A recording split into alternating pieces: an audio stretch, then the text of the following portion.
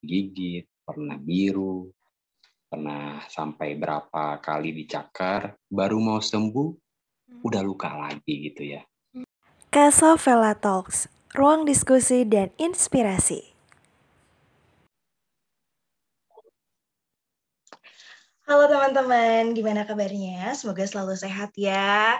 Sudah lama kita tidak berjumpa ngobrol-ngobrol, kali ini Kasapela Talks bakal hadir. Tentunya juga menghadirkan teman-teman aku yang keren, yang pastinya juga bisa ngasih insight baru buat kamu. Dan spesial banget di edisi kali ini, aku bakal ngobrol-ngobrol nih sama teman aku ya. Jadi aku kenal sama teman aku ini udah cukup lama dari komunitas.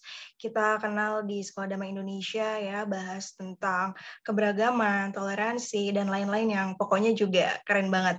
Kita sapa dulu deh narasumber kita. Halo, ada Rudy Fransikus Tan, atau yang akrab disapa Rudy. Hai Rudy. Halo Wi.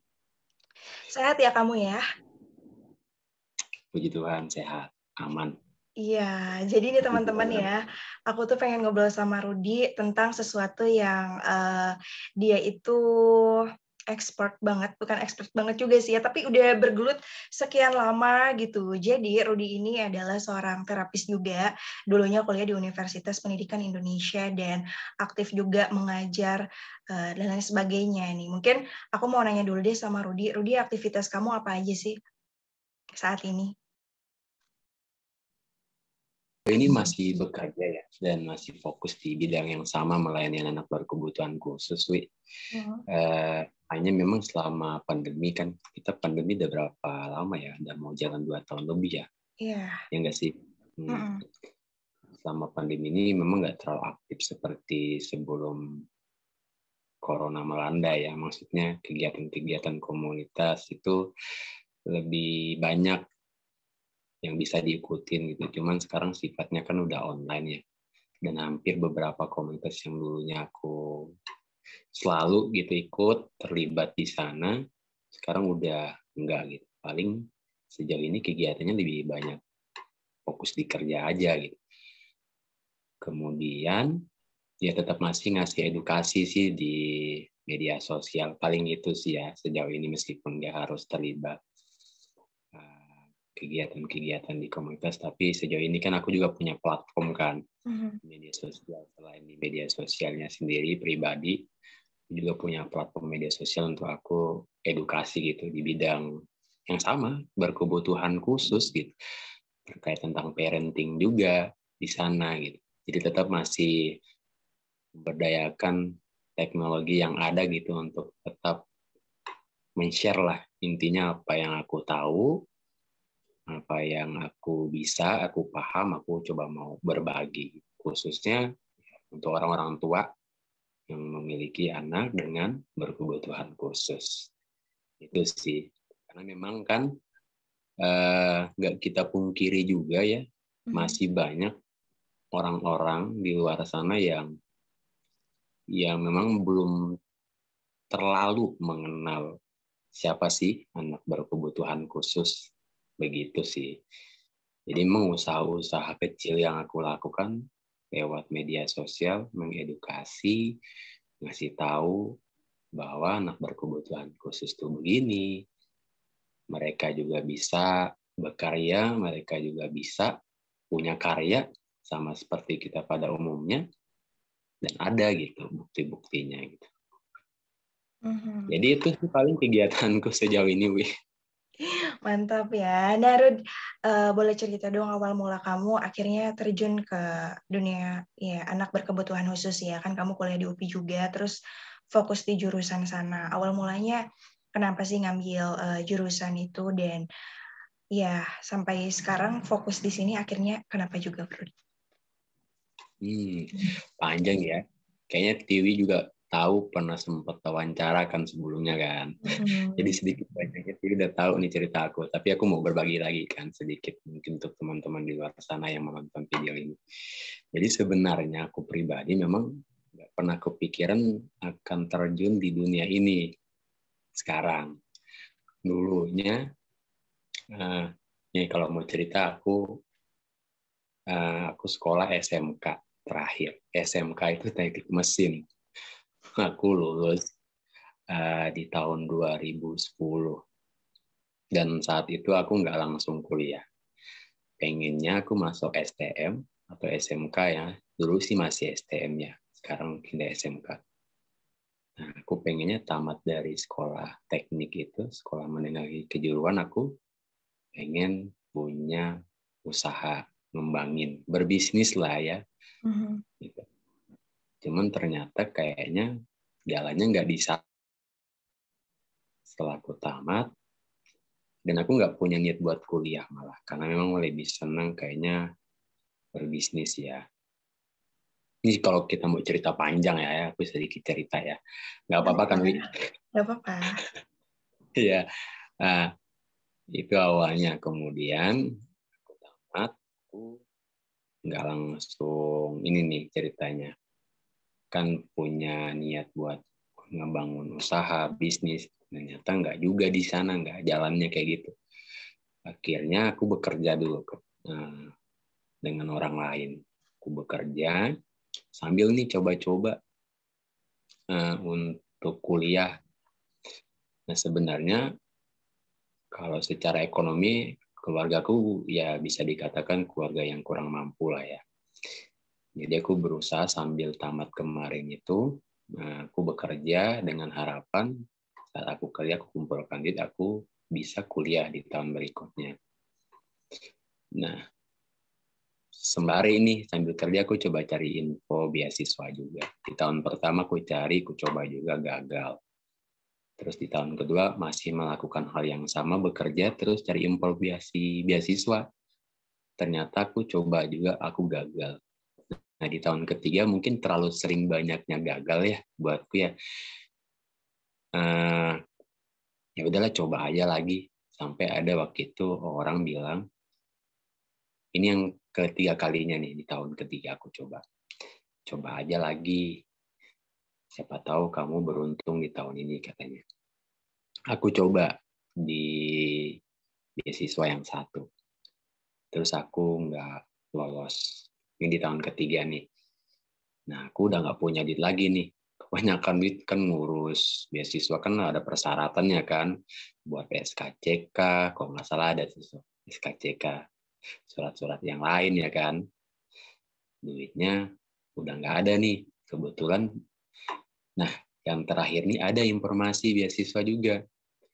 Cuman kan di tahap pertama aku udah nggak lolos nih. Cuman dikasih tahu lagi, coba aja nih, ini ada di Jawa katanya kan. Karena aku kebetulan asal dari Kalimantan.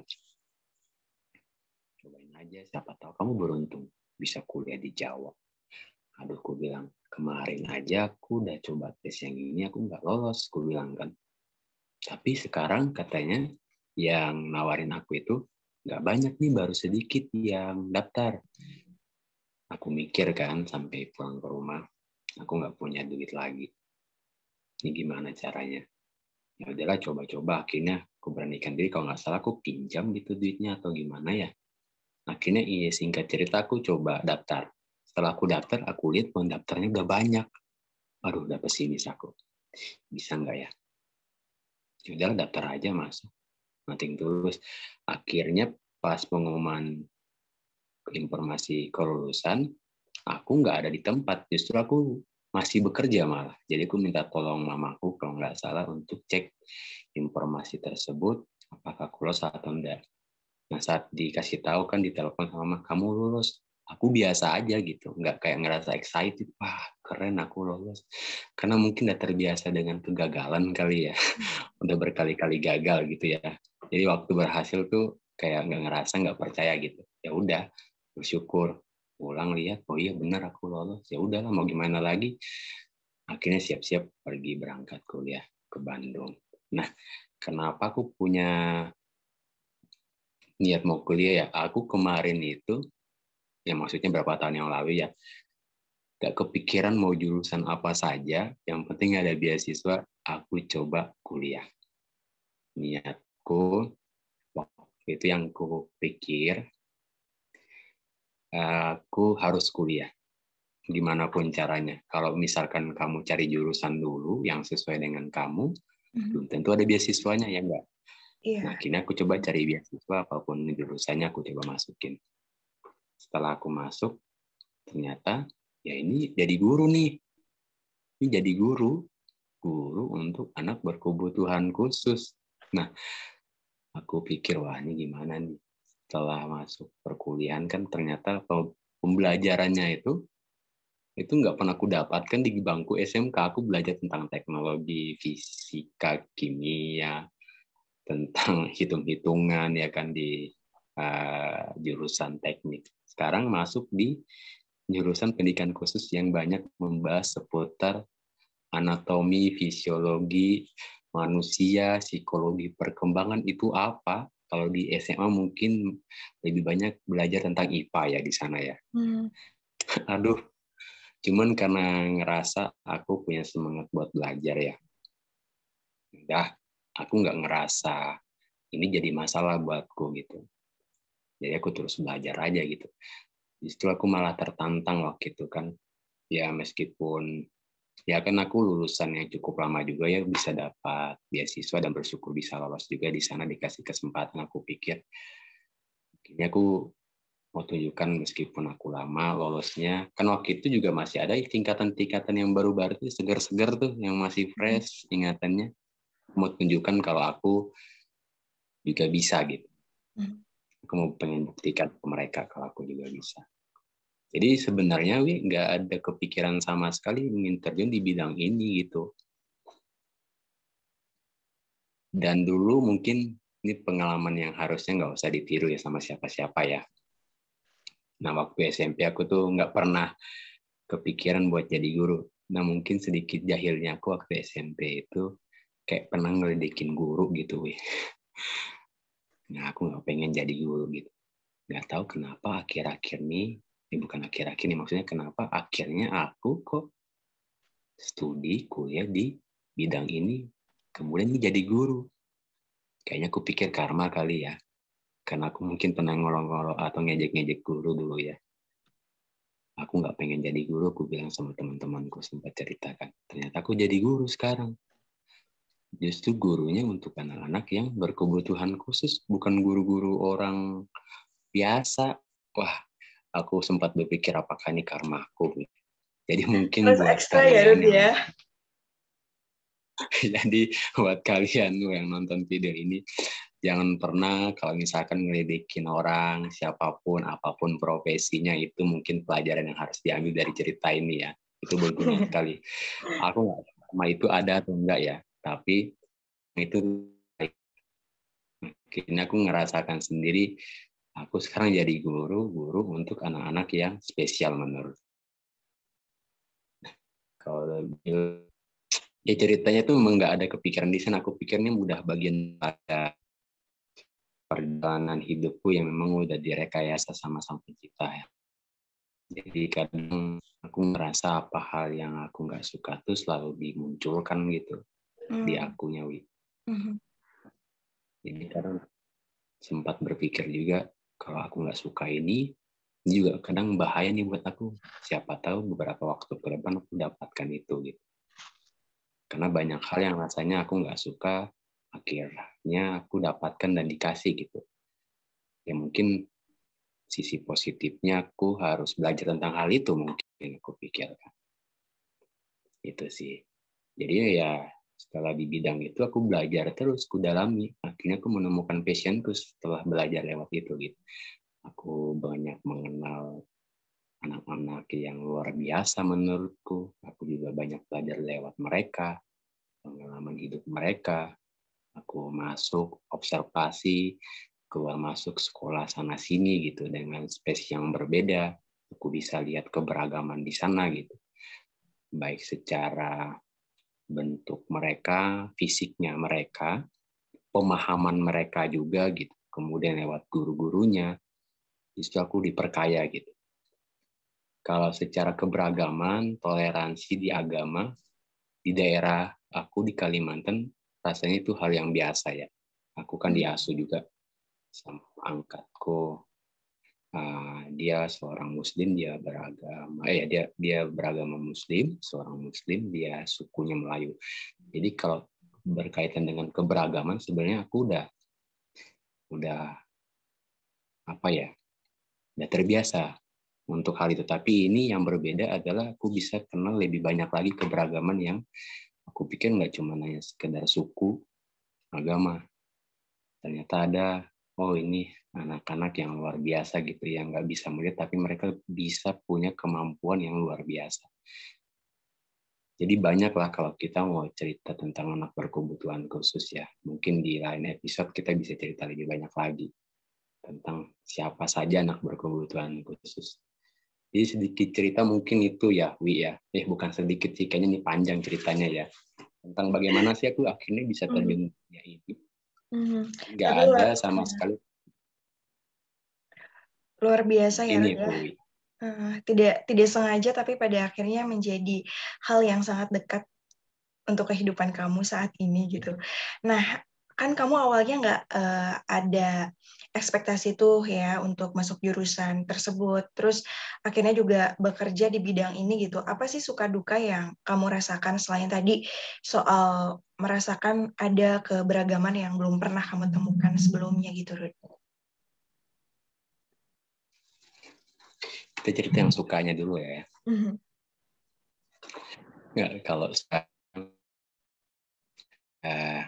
nah ini bertepatan hari ini khususnya di tanggal 21 Maret ini kita lagi memperingati Hari Down Syndrome sedunia. Dari tanggal 21 Maret itu. Nah, aku bukan kebetulan ya, rasanya aku lulus, aku ambil spesialisasi C, tunagrahita atau retardasi mental. Jadi aku di jurusan pendidikan khusus. Nah, jadi ada spesialisasinya di sana. Aku spesialisasi untuk anak-anak kayak semacam Down syndrome, anak keterbelakangan mental, aku spesialisasinya di sana. Nah, kalau sedikit berbicara, kebetulan hari ini kan Down syndrome ya, tanggal 21. Nah, yang paling senangnya aku lihat dari sosok-sosok anak Down syndrome ini, mereka penyayang banget gitu. Mereka ramah, mereka seperti jarang terlihat sedih ya. Jadi lebih banyak membagikan keceriaan mereka gitu. Ini yang banyak aku pelajari lewat anak-anak ini yang setelah aku temui ya. Mereka tulus. Jadi kadang kalau kita lagi saya pernah waktu itu sempat praktek ya dengan anak Down syndrome, terus dia kasih semangat, dia diajak main gitu ya, lihat senyumannya, ketertawanya. Jadi akhirnya mungkin kalau kita lagi punya problem mungkin di rumah ya, ini ketemu mereka rasanya hilang gitu ya, karena lihat senyuman mereka yang tulus gitu. Unik lah ya kalau udah berbicara dengan anak-anak ya, rasanya aku nggak tahu nih apakah Tiwi juga orang yang memang terjun di bidang ini, maksudnya dekat juga dengan anak-anak gitu. Rasanya kalau misalkan yang dekat dengan anak-anak akan ngerasa sih energinya gitu ya, senangnya dengan anak-anak tuh kerasa gitu. Banyak belajar juga lewat kehidupan mereka gitu. Selain itu kalau terkait dukanya ya kita nggak bisa lepas juga dari duka ya kalau kita berbicara tentang senangnya atau sukanya. Ya dukanya mungkin di awal-awal ya. Di awal-awal aku pendidikan, praktek, ya aku mungkin karena masih terbatas tentang ilmu pengetahuan yang aku pelajari ya. Jadi aku bingung gimana sih sebenarnya harus dekat dengan mereka, bisa interaksi sama mereka, kemudian bagaimana nge-treatment mereka gitu. Ini jadi masalah buat aku secara pribadi gitu. Karena saat aku nggak memahami mereka, aku nggak tahu bagaimana harus bersikap bersama mereka, berinteraksi sama mereka, ini jadi masalah gitu. Untuk merekanya gitu. Terlebih untuk akunya. Kalau aku udah berinteraksinya nggak bisa, nggak sesuai, nggak tahu seperti apa berinteraksi sama mereka, ini bisa jadi masalah ke mereka. Contoh, Untuk anak-anak autism, kalau kita berbicara tentang autism, mereka salah satunya adalah punya kesulitan untuk berkomunikasi. Jadi tahu autism kan, atau udah familiar dengan istilah ini kan? Ya, Nah, sedikit jadi dikit tahu lah. mereka salah satunya punya kesulitan mengkomunikasikan apa yang mereka rasa. Intinya ya sulit berkomunikasi. Nah, jadi beberapa perilaku mereka yang memang kita lihat dalam tanda kutip seperti mungkin ada yang mencakar, berteriak, nangis, marah, tendang-tendang. Pada dasarnya itu salah satu bentuk komunikasi mereka ke kita. Gitu. Nah, saat kita nggak bisa berinteraksi sama mereka dalam artian begini, kalau misalkan nih, anak autism, contoh aja ya, dia nggak suka disentuh nih. Ada mungkin dia nggak suka dipeluk. Karena ada beberapa di sana punya problem sensori dalam artian mereka sensitif gitu. Dia nggak senang dipeluk, nggak senang dielus. Akhirnya mereka marah. Kalau dulu kan aku nggak tahu kenapa dia marah gitu. Padahal kan aku niatnya baik. Mungkin sapa mereka, elus, peluk gitu. Tapi ternyata bukan itu yang mereka maksud gitu. Yang mereka bisa pahami maksud kita. Ternyata mereka punya masalah sensori dalam artian sensitif. Mereka nggak bisa dengan cara seperti itu disentuh, nggak bisa dipeluk. Gitu. Mungkin anak autism yang lain ada beberapa yang memang bisa disentuh, senang dipeluk. Tapi untuk beberapa, untuk kasus ini nggak bisa menjadi masalah. Begitu. Nah, aku pernah tuh akhirnya dicakar, ada yang meludah. Kalau dulu tuh aku pernah tuh diludah banget ya. Aku praktek ya, aku praktek. Nah, autism, akhirnya kan aku orang jijian ya. Yeah. Nah, waktu masih praktek, aku diludah gitu sama anak-anak. Waduh, aku ngerasa kayak nggak punya harga diri gitu. Habis basahnya baju, udah saking ininya. Nah, akhirnya aku pulang. Kalau aku harus ke sekolah tuh aku berpikir, aduh aku takut kalau ketemu anak ini lagi. Ini gimana? Nanti bakalan habis pokoknya hari-hariku rasa berat gitu kalau udah ingat anak ini gitu. Jadi dukanya itu di sana, Wi. Tapi mungkin karena apa ya, kita sering bergelut di bidang itu, kita sering menghadapi itu, akhirnya itu udah jadi hal yang biasa gitu. Ya sembari kita juga terus upgrade ilmu yang menambah, akhirnya kita tahu bagaimana harus bersikap, bagaimana harus berinteraksi akhirnya sama mereka. Jadi rasanya kalau terkait suka duka, ini udah jadi hal yang biasa sih jadinya, Wi. Buat aku. Ya, jadi Paling memang ini sebagian ya, kayaknya masih banyak ceritanya ya, Rud. wah, mungkin banyak ya perjalanan di bidang ini ya. Mungkin itu yang bisa aku bagian tentang suka dan dukanya ya. Pasti ada lah ya, sedikit banyak pasti ada. Nggak mungkin nggak ada, tapi itu yang mungkin berkesan yang aku bisa bagikan. Gitu. Saat aku di bidang ini, ya suka dukaku ya aku udah siap gitu, harus siap untuk dibedahin, dicakar, gitu. Udah harus kayak digigit, aku pernah digigit, pernah biru, pernah sampai berapa kali dicakar, baru mau sembuh, udah luka lagi gitu ya. Udah hal yang biasa lah kiniawi gitu. Ya, aku nggak jadikan masalah juga, maksudnya aku udah memang ngerasa mengabdikan diri ini di bidang ini, ya udah kalau ini pun terjadi itu udah bagian daripada perjalanan di bidang ini kayak gitu. Itu sih. Nah, kalau kamu gimana sih caranya supaya tetap sabar gitu ya, terus kuat juga, karena memang kan menjadi pengajar atau menjadi terapis untuk anak berkebutuhan khusus itu pasti lebih berat kan, jauh lebih berat dibandingkan dengan anak-anak yang biasa. Itu gimana turun? Wah, kalau dibilang sabar, rasanya aku bukan pribadi yang sabar ya, Wi ya. kayaknya menurutku ya, nggak tahu menurut orang-orang di luar sana, rasanya nggak ada manusia yang sabar menurutku. Yang ada itu adalah manusia yang berproses gitu, yang mau berproses. Jadi aku sendiri ngerasa bukan sosok yang sabar juga. Nah, mungkin aku adalah orang yang memang udah terbiasa melakukan hal ini. Jadi ini udah jadi hal yang lumrah dan biasa akhirnya. Rasanya setiap pekerjaan, setiap hal-hal yang lain pun rasanya pasti ada hal-hal yang membutuhkan kesabaran dalam tanda kutip ya. Rasanya mungkin aku bukan sabar di bidang ini, tapi aku sudah terbiasa di bidang ini menurutku.